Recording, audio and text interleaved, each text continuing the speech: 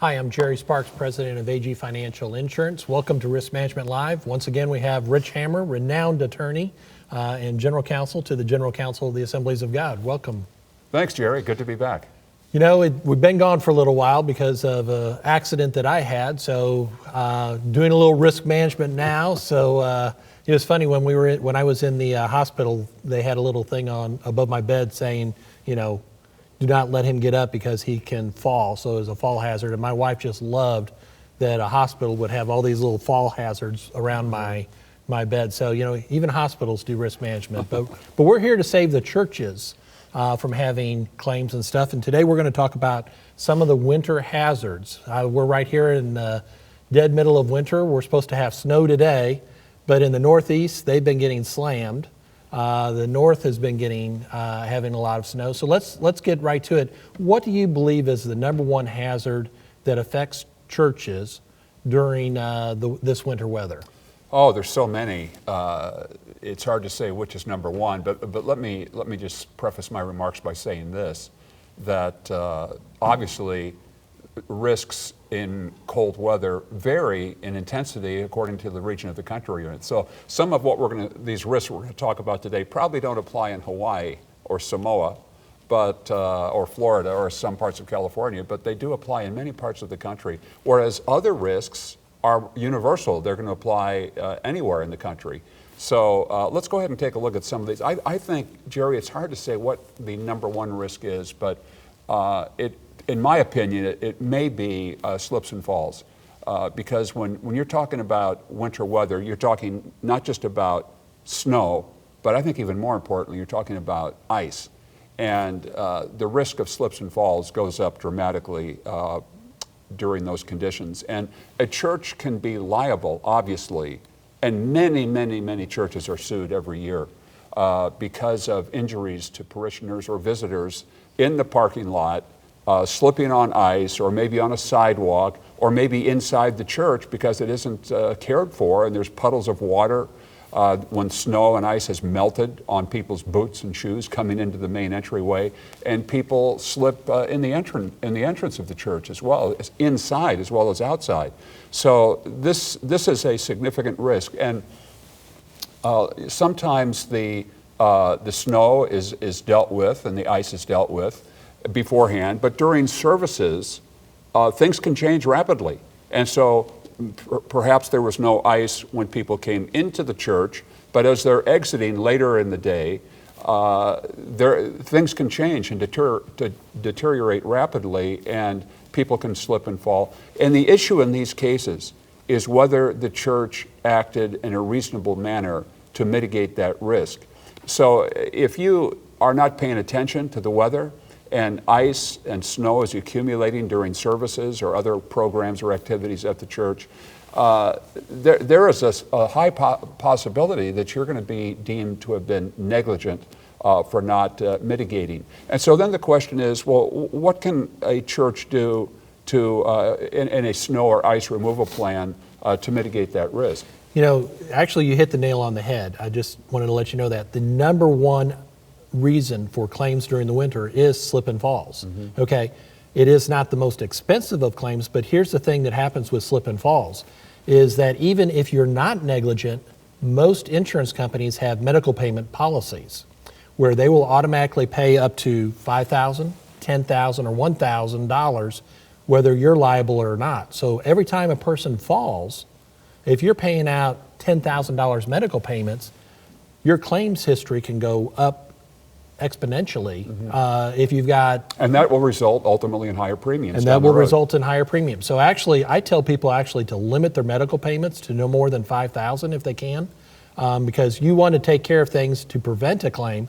But if you're doing what's necessary, you're putting out orange cones when you have water coming in the building and it's marking it slippery when wet, when you have non-slip mats as you come in. If you've got ice melt going out for the ice, you are doing what a prudent person would do, but it still doesn't stop you from having a possible claim under medical payments. Mm-hmm. So go ahead and let's go through exactly what we should do in regards to, let's talk about snow removal, ice removal, And let's talk about that if it happens during the service, and then let's look at it if it happens before a service, about communicating to our people. Yeah, that's good. Well, I think you can look at this on a macro and a micro scale. So in terms of macro, we're talking about clearing the parking lot of the church. And here's where I think, and a lot of churches do this, have a contractual relationship with a snow removal company or person who will come in at a predetermined level at X number of inches of snow. That person comes in and clears the parking lot. I think that is fairly common. You want to discuss that option? Yeah, actually, I think that's the best option. So if you have a contract with a snow removal contractor, you want to make sure that that parking lot is clear before service happens on Sunday. So what a lot of churches, especially your larger churches, will do is they'll have a contract. Once the snow gets 2 inches, that contractor will be out there, and if he needs to come back out again, he will. It is best for them to operate when there's no cars on the parking lot. The other thing, though, to remember, if you're going to have a contractual arrangement with a snow removal contractor, is that you make sure that they have general liability and workers' compensation liability. So if they're putting more salt in the truck and they slip and fall, you don't want to have to pay you don't want to have to pay a claim on them. So they should have a certificate of insurance. Correct. They should get a certificate of insurance to you, and for general liability. So if they do damage to somebody's car or to your parking lot or to your building, they accidentally run into your building or something, their liability will automatically cover it. If and actually I would get automobile liability, so auto, general liability, and work comp.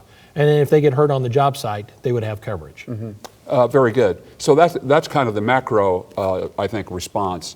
And then in addition to that, you're going to have usually your custodial staff trying to clear sidewalks in the immediate vicinity of the entrances to the church, and that's understandable. Some churches use snow blowers, some just use shovels.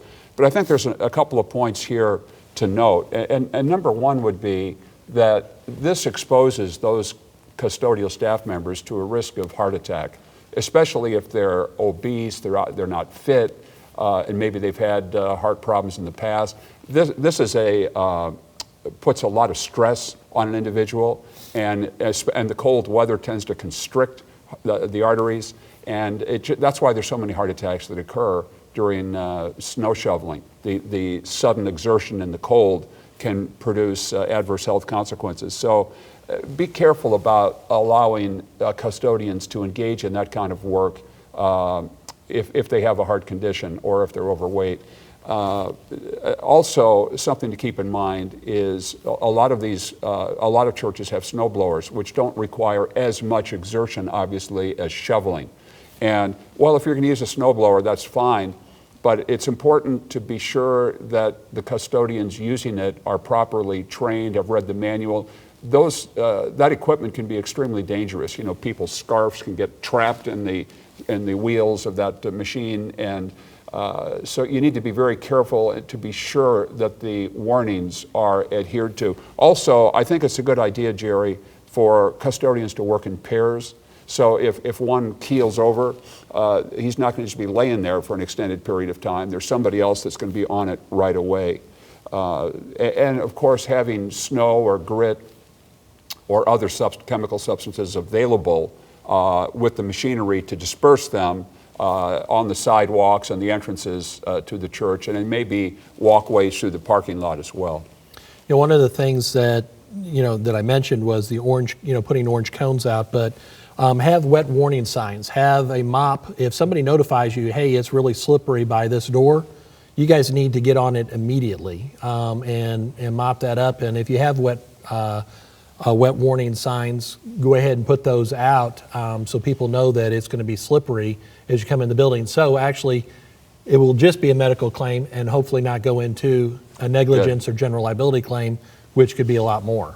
You know, Jerry, a second risk that I'd mention is the risk of assaults in church parking lots in the winter. This can happen in Hawaii or it can happen in Maine. It doesn't matter how cold it is, but the fact is it gets dark earlier in the winter wherever you are, And this increases the risk of crime, and in particular assaults in the church parking lot. There have been a number of cases where churches have been sued under those circumstances. And so I think it's, for example, if it's 8 o'clock, it's at the end of some church program or activity or service, and people have gone out to their vehicles in the parking lot, and it's dark outside, and maybe some people have stayed behind, they're visiting with others, and you have an elderly woman going out to her car by herself, unescorted, and there's really nobody else out there. That person is a sitting duck for an armed attack by somebody wanting to grab her purse or her car keys. And so I think it's important for churches to be sure that parking lots in the winter are properly illuminated and that people are periodically informed. I think it's a good idea to inform people that if they want to be escorted to the parking lot, there will be that opportunity available, and designate some people in the church that are willing to do that. My church does that. It doesn't take, there's plenty of volunteers willing to do that, and it just helps to reduce that risk as well. Churches generally are not liable for injuries occurring on their property by armed assaults unless those assaults are foreseeable. And foreseeable depends on a number of circumstances, the number of crimes in the vicinity, whether there have been assaults or not, similar crimes. But in many cases, churches do bear some potential risk for those kinds of assaults. And another risk, I think, in winter weather would be minors in your neighborhood using the church parking lot for ice skating, for sledding if you have an incline. And this can be another risk as well. Yeah, so we want to actually just, if you have people doing that, you want to know about it, and actually you have to make a decision whether or not you want to allow that, because if one of those children get hurt, you're going to be held responsible since it happened on your premises. Yes. And I think the best way to address that issue, just like with during the summer, during the warmer months, when kids use the church parking lot for skateboarding or who knows what, I get a lot of questions on that. What do we do about it? And I think the best answer is to put speakers in your parking lot and just to play classical music. That acts as a strong deterrent. Those kids say, "That's horrible. Get me out of here." Actually, signs in the parking lot saying, specifically saying that is not allowed, will actually protect a church.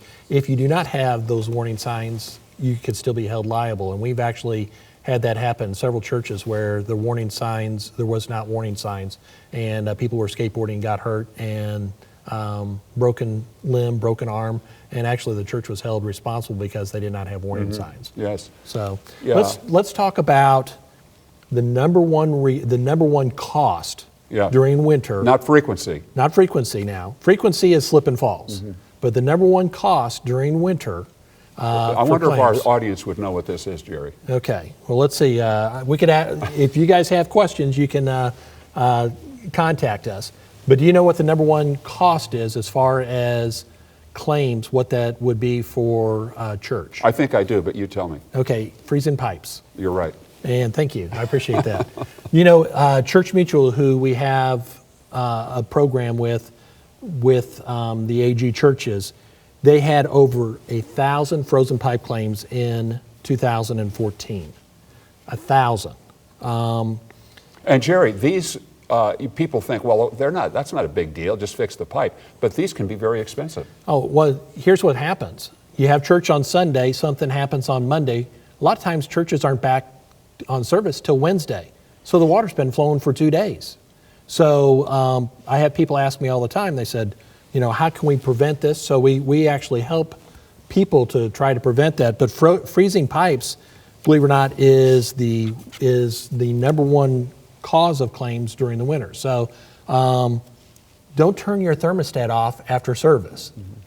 Set it back down to, I don't care if you set it to 50 degrees, but let's make sure that we don't have, make sure we have it warm enough. The other thing is, don't forget to unhook your hoses from the hydrants outside, because actually those will freeze, and then that faucet will back up and that pipe will burst, and where does the water go? Inside the building. So a lot of people will have wood floors, okay, or tile floors. That moisture gets underneath there, it just pops all those. Yes. Okay, one of the things that people don't realize when you have a frozen pipe burst is the cost to repair that pipe is actually not covered because it was the ensuing damage from a bursted pipe that is covered. The pipe itself is not covered. But a lot of times, to get to that pipe, you might have to dig underground. You may have to take out a wall. That part is not covered, and that's insured on your own. So you want to make sure that if you have exterior pipes on a wall, make sure that they're properly insulated. Make sure your building's properly insulated. Make sure you unhook the faucets. If you have an area that has tend to freeze and it's really cold out, go ahead and let the water just drip. If the water is dripping, it is less likely to freeze. So that actually, believe it or not, is the number one reason for dollar-wise for claims during the winter. Well, let's talk about another risk, and this may not be that great in terms of dollar amounts. It is in some cases, but it's certainly great in terms of frequency, and that's the use of space heaters. You know, if you go into many church offices, you'll have space heaters under the desks of several employees. Hey, you keep the temperature too cold here in the office to save money. Yeah. So, what do you keep the temperature at 50 for here in the office? We need to bring space heaters. So it is common for employees to bring space heaters with them. And this creates a risk because space heaters, when they're in proximity of combustible materials, such as a waste paper basket, present a fire hazard. Sometimes you see space heaters in restrooms where they're close to, or kitchens where they're close to sinks or water, which can cause electrocution risks. And so it's critical to read the warnings on the label to those space heaters, because you're going to be bound by that if there's a death or injury resulting from improper use of a space heater. And it come to find out the church was not ensuring that the recommendations and the warnings attached right to the heater were not being implemented. You can see the potential for liability there. So make sure you are aware of those risks and that you avoid the risk activities that are listed there on that placard. Yeah, I know that, I've got ladies in my office that get cold, and they would like to have those, but we've kind of actually outlawed those at our building, basically because of the hazard. The other thing is that they're really a drain on the electrical system. So if you're going to have, during inclement weather, a lot of times you're going to have a fluctuation in electrical current. So having computers, having specialized equipment, media equipment, stuff like that, make sure you have proper systems in place where it regulates that current. So we need to make sure that churches are using those also. Yes. And another risk, Jerry, to me in winter weather would be vehicles. And so here, a couple of points I would make is be sure that you inspect those vehicles at the start of the winter, and also the risks of using cell phones while driving is really intensified during the winter because of inclement weather. And it's incumbent upon you as church leaders to be sure that your church has adopted a social media or cell phone policy that bans the use of cell phones for calls or texts while people are operating a motor vehicle, certainly as a matter of church business, because you don't want that liability to roll up to the church. And those risks are intensified when you're dealing with slippery conditions on the highways. And then you alluded to as well before the importance of somebody being tasked with the responsibility of monitoring weather patterns and weather developments. A lot of times these are fast moving and they may occur while people are in church during a service or activity, and making sure somebody is there monitoring NOAA weather, and so that warnings can be given to people before they exit the church if there's an icing or a snowfall condition that's occurred. And so I think monitoring weather patterns, or what should I say, continually, is a very important practice in the winter. Let's just talk about that. Let's say, which happened here, 2 weeks ago, I was getting ready to go to church. We had a really thin ice layer, and I decided I'm not going to go to church today. It's just too slick on my driveway. I'm not going to take a chance and drive into town.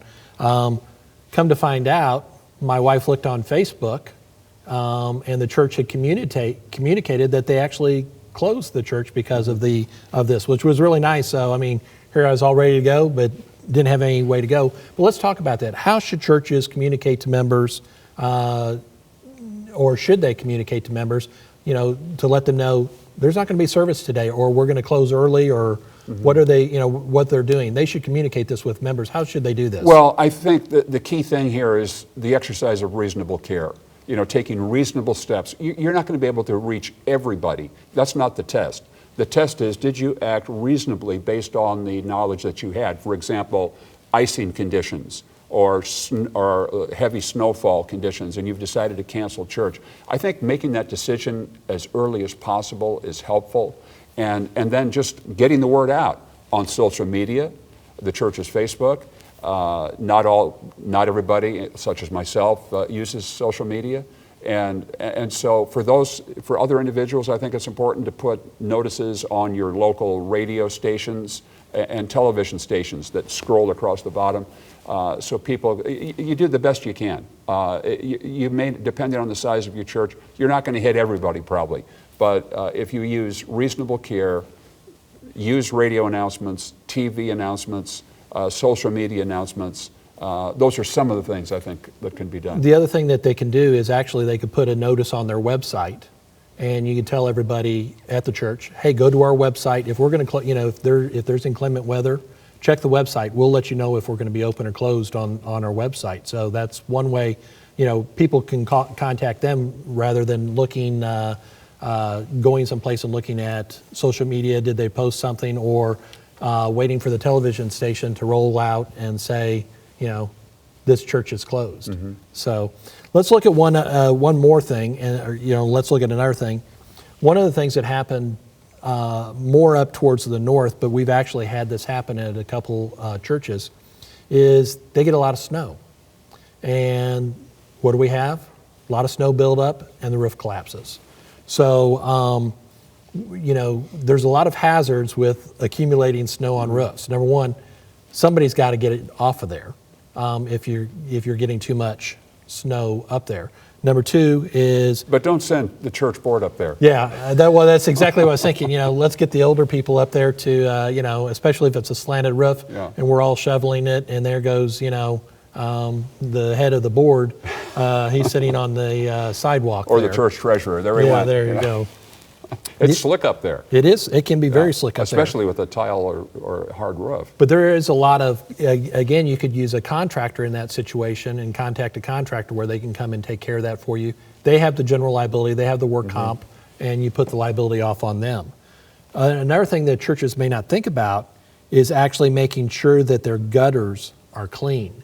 So a lot of times you could have all of that moisture get into that gutter, and that gutter will just come completely off because of it freezing. Ice, when it starts to melt a little bit and the snow or the ice actually comes forward, it'll knock the gutter off if they're full. So we need to make sure that, inspect your drains for winter, make sure you get all the leaves off of there so that the water will flow. And if you have accumulation of snow on the roof, just realize that your ceiling or your roof could collapse and have major damage. Let me mention another two risks, Jerry, that sometimes aren't thought of in terms of winter weather risks. And one is flu. It's flu season for much of the country in the winter, and that carries with it a number of risks. But I think significantly, what about kids in the nursery? When a mother brings a child who's obviously suffering from either a cold or flu, do you want that kid in the nursery? And so here's where I think it's good to have a communicable disease policy, that kids that are presenting certain symptoms are simply not allowed to participate in the nursery or even children's activities. And secondly, a risk that very few people really think much about in winter weather is deer strikes. So, you have the youth group and a bus or several vehicles that are going to an event, and it's dusk. Just be aware that especially on those state highways, even on major highways, there's a risk of collisions. In fact, I think last year there were about almost 2 million collisions of vehicles with deer, billions of dollars in damages, hundreds of people killed, many, many more injured. And so that's another risk that a lot of times I don't think we pay enough attention to. Many of you watching this probably have been involved in such an accident or almost have been, or know somebody who was. And just be aware of this so that people driving church vehicles during any kind of church activity, especially when you get minors involved, are aware of that risk, reduce their speed, make sure they have their lights on, and just constantly be aware of an animal darting across their line of vision. And of course, the main point is never to swerve to avoid that animal. You can speed up or slow down, but stay in your lane. You know, when it comes to having vehicles and you're out in the snow, have a blanket in your car, matches or a candle, some food, some extra food, just in case you get stuck. A snow shovel. Snow shovel would be great. Sand or some kind of something to charged get. cell phone. Yeah, charged cell phone. Tow chains, cables for if your battery goes out, battery cables. Of course, a windshield scraper. Mm-hmm. So there's lots of things that you could have in your car that can make it safe and to make it better if, you could get stuck out on the road and you need to be prepared for that. Mm-hmm. So we've tried to cover a lot of things. Do you have anything else to share before we? I think that covers what I had, Jerry. Okay. We appreciate you guys joining Risk Management Live. So we've covered two of the most important bases. Number one, the frequency from claims actually comes from slips and falls. So you need to protect yourself from that. And number two, the biggest winter hazard as far as claims comes out is from freezing pipes, and you need to protect yourself from that. So we appreciate your time. Keep your church safe, and we'll see you next time at Risk Management Live. Thanks, Rich. Thanks, Jerry.